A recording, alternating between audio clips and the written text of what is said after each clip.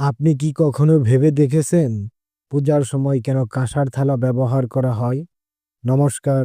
আজকে আমরা জানব হিন্দু পূজায় কাঁসার থালা ব্যবহারের পেছনের ধর্মীয়, আধ্যাত্মিক এবং বৈজ্ঞানিক কারণগুলো।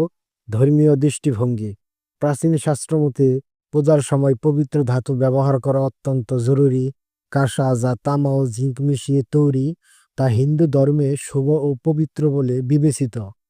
এই কারণে পূজার সামগ্রী যেমন ফুল, ধূপ, প্রদীপ সবকিছুই কাঁসার থালায় রাখা হয়। এটি আমাদের ভক্তি ও শ্রদ্ধার প্রতীক। আধ্যাত্মিক দৃষ্টিভঙ্গি। হিন্দু ধর্মে বিশ্বাস করা হয় প্রতিটি ধাতুর একটি নিজস্ব শক্তি বা কম্পন থাকে। কাঁসা ধাতু পূজার সময় উচ্চারিত মন্ত্র ও ধ্বনির ইতিবাচক শক্তিকে ধারণ করে এবং চারপাশে ছড়িয়ে দেয়। এতে পরিবেশ আরো বেশি পবিত্র হয় এবং ঈশ্বরের সঙ্গে যোগ স্থাপন সহজ হয়। বৈজ্ঞানিক দৃষ্টিভঙ্গি।